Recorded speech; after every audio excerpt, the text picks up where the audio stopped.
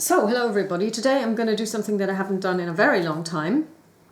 I've set up my little tripod and my little camera, and today I'm going to do an unboxing of the RuneQuest starter set from Chaosium. Now, RuneQuest, I've done a review of the rule set, RuneQuest role-playing in Glorantha, and it was a game system that I hadn't known of before, but it's old. It's from 1978, so it predates DSA, Das Schwarze Auge, etc. And I was so enamored of the rules that I decided to get the starter set. I also played the starter solo adventure, which is available apparently in this box as far as I can tell, but also online as a choose your own adventure, pretty much a solo adventure that tells you how the rules work. On the Chaosium website, and it's available for free. Anyone can play it. You don't even need the rule set itself, because it's actually it has the character sheet and everything for you ready to download and to play online. So it is a really hefty box. It's heavy, but it's not really big. So the Essentials kit from D&D, for example, is a lot wider, but it's a lot less heavy. So let's take a look what's inside. I have no idea. I've never watched an unboxing of this. And I also haven't done any research or looked at pictures of it on the... Oh, and by the way, I got this from my local gaming store of choice, Fantasy Welten. And I can really recommend them. If you live in Europe, in the EU, you can order from them. They are in Germany, and they are a fantastic shop, and they sell everything. So let's take a look. And it says, all you need for adventure in a mythic world. Oh God. It's a little bit indented. I don't know if you can see this. It's a little bit indented, but who cares? So, RuneQuest role-playing game. Read me first. So, in a role-playing game, one player serves as the game master, blah, blah, blah.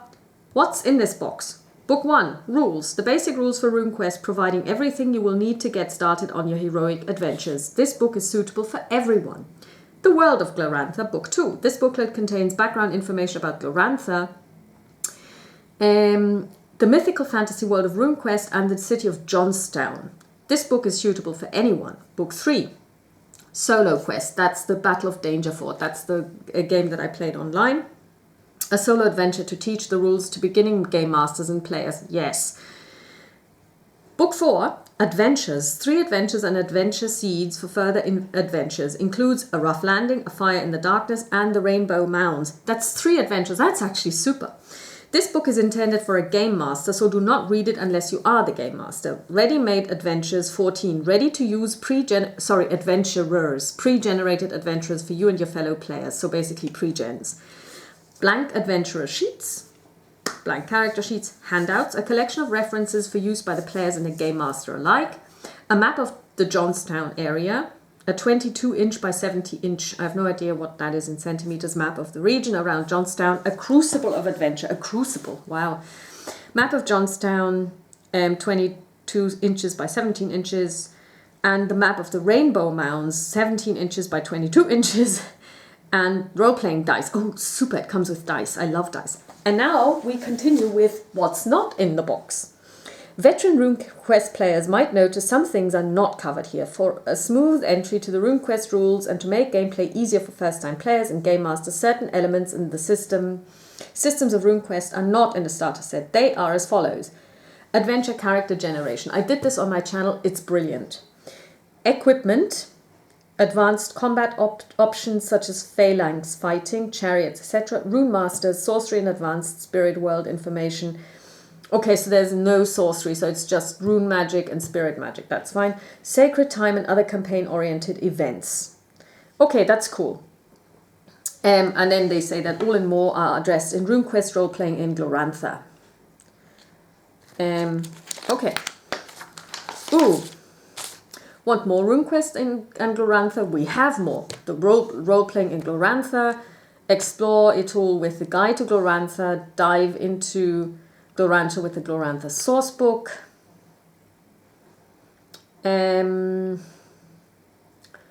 Glorantha Bestiary and the Game Master's Pack.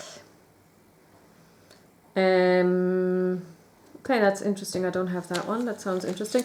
So, okay, but I'm not even sure about the guide to Glorantha. But there is also the red book of magic, I think. So that probably wasn't out there. So those are the dice. They're amber colored.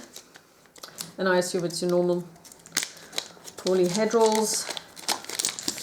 So we've got a D12, a D4, a D8, a D20, a D100, and a 10, and a 6. And they read really well. I love it. They are really easy to read. Big win, because I'm getting old. My eyes are not what they used to be. So now we start with the Book of Rules. And this shouts Mycenae. I mean, this is Bronze Age Greece. So Book 1 Rules, about Glorantha and RuneQuest. Paper, not a fan. So basically they give you information on, players and game masters, dice, rules for play, the attributes. So this is basically the basic role-playing system that you find in Call of Cthulhu as well. So you've got attributes like strength, constitution, size, power, char, an example of play. And they bring in Vasana again. So this is all, even so the rule book explains a lot of the rules based on the story of Vasana, who's a female, and I really like that. Inclusion right there.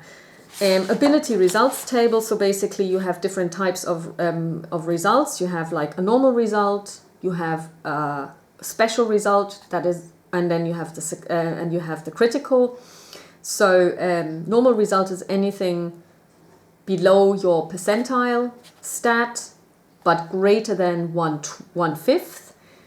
A special result is 1/5 to 1/20th, and 1/20th and below is the critical result. Resistance table, I really hate that.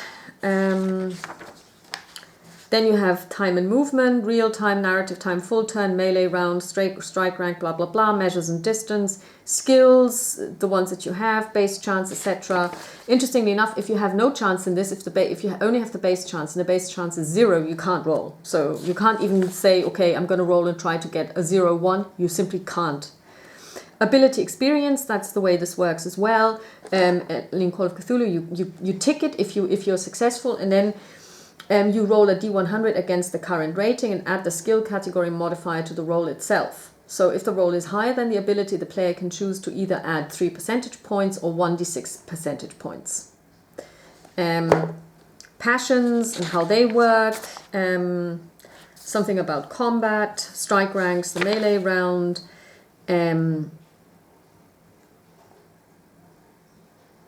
And I'm interested in seeing how they do it here, because in the rule book itself, I find the explanation a little bit tough to understand. It's a bit difficult.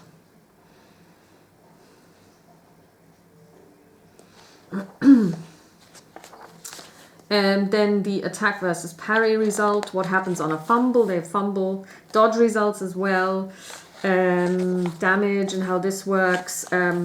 Here they explain the different hit locations, healing and death, adventure sheet overview. So essentially they explain how to create and fill in your adventure sheet. Another example, this time of combat. I really like this because I don't think there's an example of combat in the basic, in the rule book itself. Magic, of course, very important because it's all rune magic. So you've got spirit magic and you have rune spells, but you don't have sorcery. That's in the basic book. Yeah, and then you've got your list of spells. Then the spirit world, the shaman, the fetch, spot rules, sorcery. Interestingly enough, they said that there wasn't anything about sorcery, but apparently there is. Disarm, darkness, disease, fighting while prone, helpless opponent, knockback, poison, between adventures, ransom, ability, experience, checks, healing. Okay. Oh, and here we've got a map. Okay. Dwarf Run. Okay, so then we've got the world of Glorantha.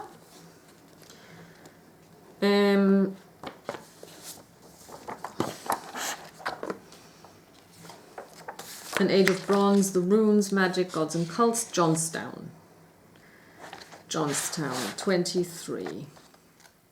Okay, so that's basically the description.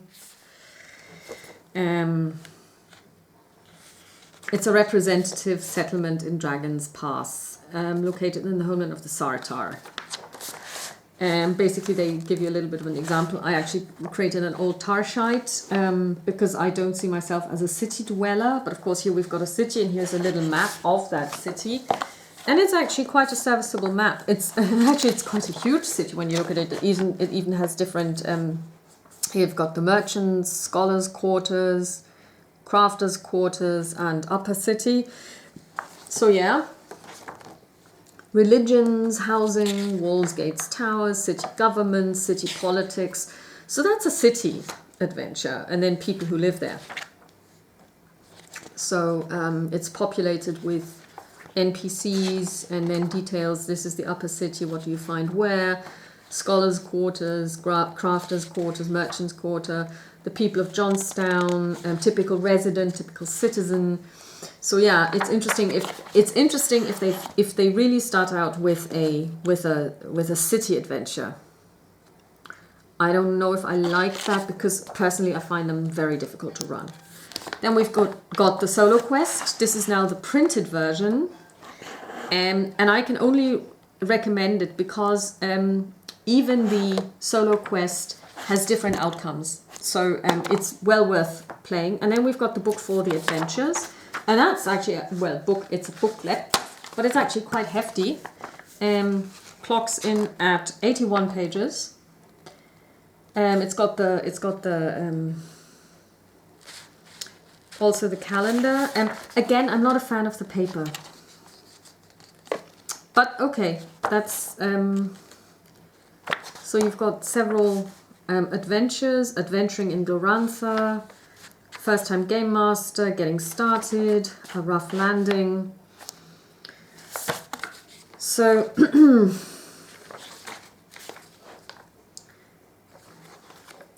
getting the adventurers together, eclectic mixes, blah blah blah, is a bit different. Oh, that's interesting because now they're actually putting it in here. Many role-playing games feature eclectic mixes of character types: rogues, thieves, wizards, priests and warriors, adventuring and risking danger together without much thought given as to how these characters first met, why they are a group, and why they remain together. Yeah, sometimes that's tough.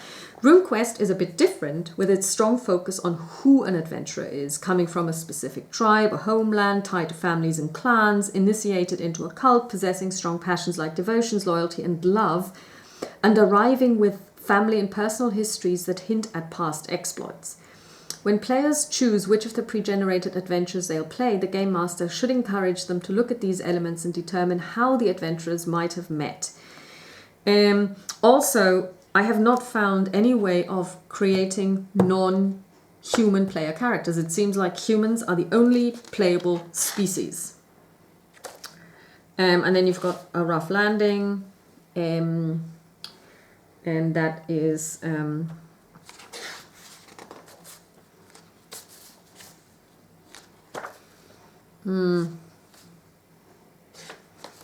So here you also have Myrna's Landing, so probably there's also outdoors. Rewards and consequences, the fire in the darkness. And lastly, the Rainbow Mounds. So I'm not going to go into any details because this is an unboxing. I haven't even read them, but I will. Oh, and here we've got the character sheets. And now look at them. Aren't they beautiful? This is amazing. So this is Vasana. And you can see her bison, Molon. That's her riding, her mount, as it were. Ooh. Here it gives you the background story, how to play her. Then here you've got her rune affinities. And then you can open it up like so. And then you see... Oh, I have to say I love this. And here, the paper is... Oh, I love the look and feel of this. I mean, this is brilliant. So we've got Vasana. Then we've got an earth elemental. So I don't know who this lady is. So we'll just turn it over and we will find out who she is. Her name is Yanioth, Varina's daughter. Again, all of the information pre-populated. And might I add, easy to read. Even the small print is very nice. Here we've got a male PC with riding zebras. And he's Hamast Baranthos' son. Very nice, again. And here we've got Cousin Monkey. So interestingly enough, we've just looked at 4 of these, and all 4 PCs have some kind of companion. He's got Cousin Monkey. And this is Vishidun, male, age 21, assistant shaman of the Blue Lama clan of the High Lama tribe in Prax. So you've got the, he's kind of like this would be a D&D monk. So you've got different types of PCs. So she is actually a fighter. She's a soldier. Heavy cavalry woman. This lady here is a female apprentice priestess of Ernalda. And then we've got Baranth Hamast. He's a wealthy farmer. Then we've got Vishidun, who is an assistant shaman. Then we've got this guy, who's got a fire elemental as his friend. And this is Vostor, son of Paijim. He is a heavy infantry soldier from Dunstop in Lunatarsh. This lady doesn't seem to have a friend with her. And this is Sorala, daughter of Troya.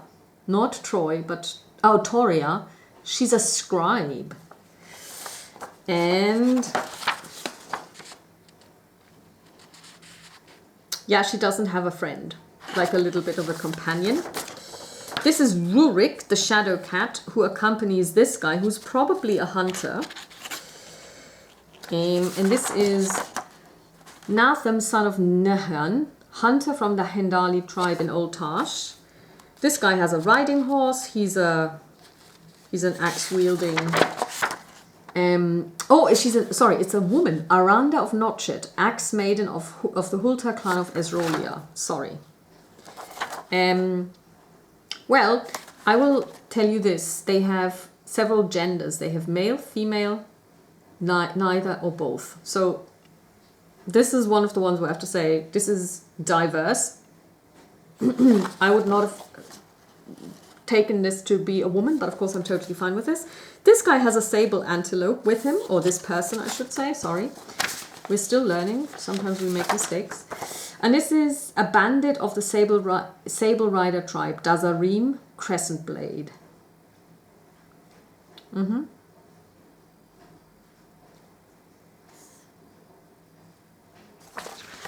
She has a riding horse as well. She looks like a Scythian with the cap. And this is Ionara Grand, daughter of Thiralda, priestess of the pure horse people in the Grayslands. Oh, here we have like a serious warrior. This is Margot, the fierce son of Barossos, mercenary soldier from Wilmskirk in Sartar. This guy has a snake, and it is Makarios, son of Tharassa, healer. Yeah, well, Asclepius, of course, has a natter, an adder, I should say, as his animal. This lady she has tattoo implements, and this is Naris, rune painter, tattoo artist of the necropolis in Esrolia. This guy has a wolf pelt cloak. That's an interesting companion. I don't know what this is going to tell me. This is Varakos wolf killer, heavy infantry soldier of the Kolimar tribe. So this wolf pelt is somehow special as well. And then we've got the empty ones. And they are just as well made. So it's the same level of quality with regard to the paper. And of course they invite you to put in a portrait. I really have to say I love this. This is brilliant. I really love these evocative pictures. And let's just do a count. 1, 2,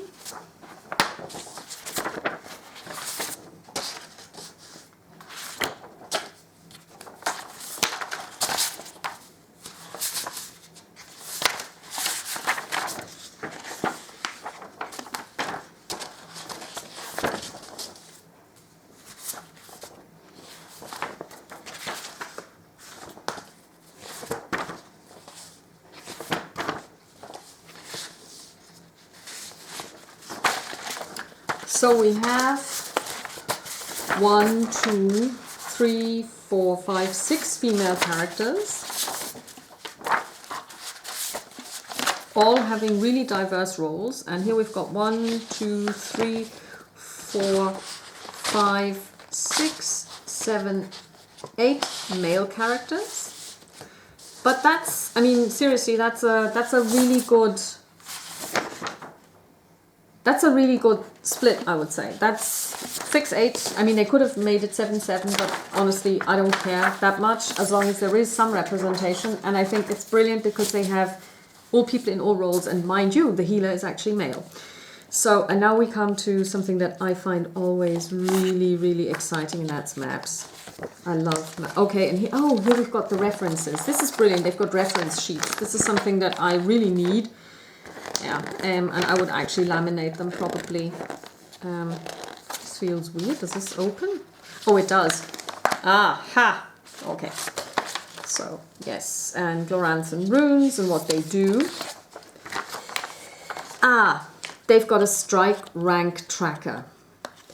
That is something that if you've ever played Splittermond, you will have seen something like this before.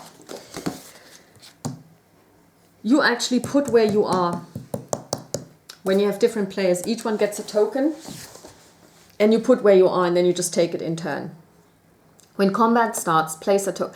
I'm going to actually take some of these. I found a list of solo quests, which in a PDF form, which I've downloaded. I'm going to play a solo quest. I'm going to use this because that's going to help.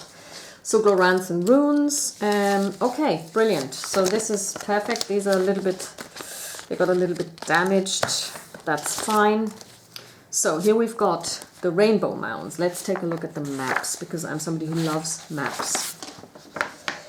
So this is the Rainbow Mound map. It's A3. And it's okay.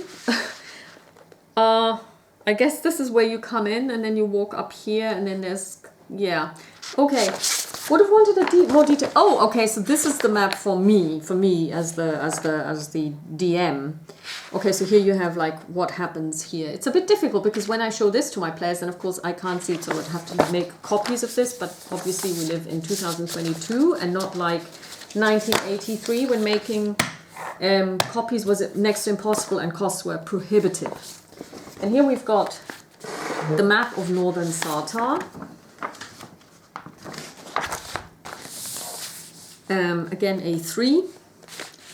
Really lovely map. You can't see it in its entirety, but up here is, I mean, even just the names. Farpoint, Dancing Snake Inn, the Tarsh Road, West End. I mean, Wintertop Fort, regardless of what the story and the land tells us, regardless of what the background of Glorantha may be, there's a place called Snakepipe Hollow up here. I just want to go there. I mean, this is the kind of map that I want to dive into. You give me this map, and then I will just start telling a story. And here we have the city of Johnstown, or the town of Johnstown, in big. Yeah, I'd also have to make a copy of this probably. And here you've got the upper city assembly grounds. You've got all of the maps keyed. The temples. Temples are very important because magic is inherently divine. So basically everyone has a god or goddess that they believe in. So we've got the Orlanth Thunderous, Orlanth Adventurous, Jalana Arroy, the Grain Goddess, Yelmalio, Argan Argar, the Earth Temple, Renta Shrine, Humak, Sata, Orlanth Rex, Lancor Mai, Uleria, Isaris, Locanos, Eomal, and the Seven Mothers. And then Gymnasia, which is also a goddess apparently.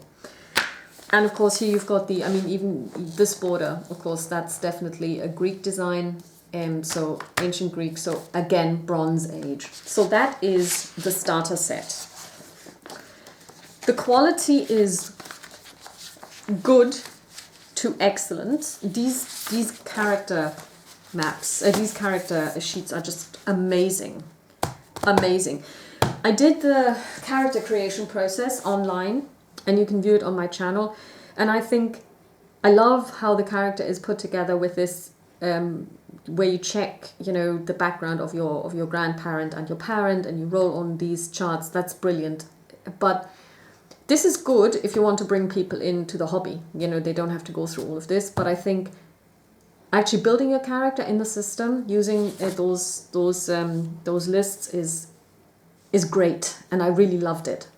But of course, if you just want to play with people and just try it out, of course, then this is the way to go.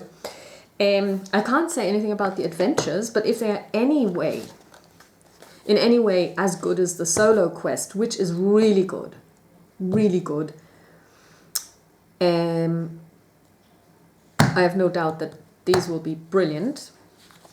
The World of Glorantha, of course, I will have to read that too, and the rules as well. So this is interesting because I think that they have an extended example of combat.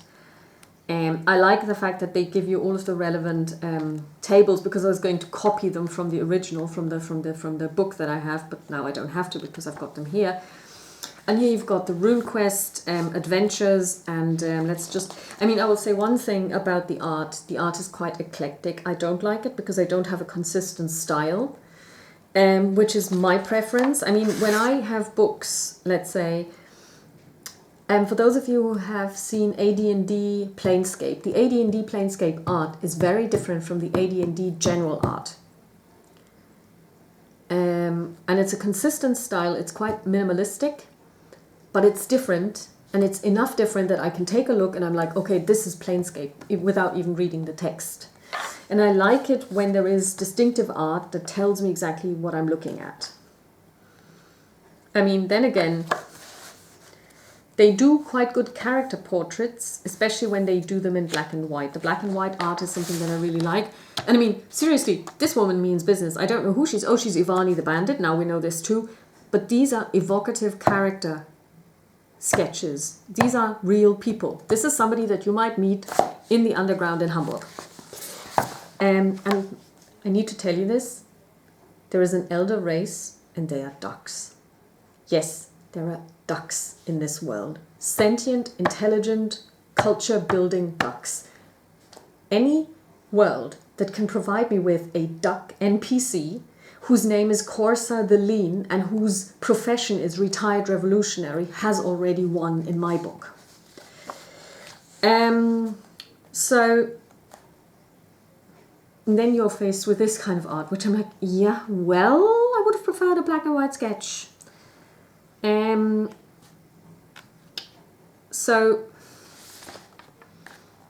This guy is eating a live chicken. Beak and all. Okay, so we can tell by this that he's evil. So I will read the adventures because I have to, and I'm going to read the rule book to see what it's like, and the World of Glorantha, of course, as well. And I will let you know how this turns out. But I can already say that if you are interested in RuneQuest, I recommend that you get this first if you don't want to invest in the rulebook. This one retails at, does it have a price? No, but it was printed in China. Okay, by the way, this is for mature audiences, 16 plus, so Germany probably 14. I think I paid 30 euros including shipping, or 34 including shipping. And you get 3 adventures for groups and then 1 solo adventure, plus you get brilliant characters that you can use. You get lovely maps, you get good or excellent tables. And all you need to know for a basic adventure in the World of Glorantha. So if you want to check this out, I would recommend that you get the RuneQuest starter set. And it's got really lovely dice. I mean, these dice, let's see what we rolled. Let's not let this be a 100. We rolled a 38. That's actually quite good. And with regard to the system, it's the D100 system, and I think I've always wanted to have a D100 system for fantasy role-playing. Now I've got it. So, RuneQuest starter set by Chaosium. All you need for adventure in a mythic world. Greg Stafford, Jeff Richard and Jason Durrell. by Chaosium Inc. I don't know if this has ever been translated into German, but it's widely available in English. Talk to you soon. Bye.